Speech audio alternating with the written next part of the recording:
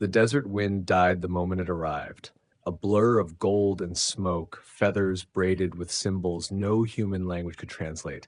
It didn't flap, it drifted, as if reality was lighter around it.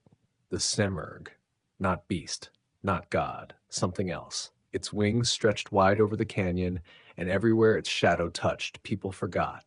Whole towns blinked.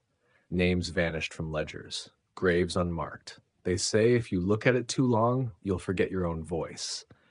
But I looked anyway, and I saw her, my mother, my dog, a dream I had when I was 4. It didn't speak. It sang, a low, layered hum like glass harmonicas underwater. When it left, it took nothing, but I knew I'd never be the same.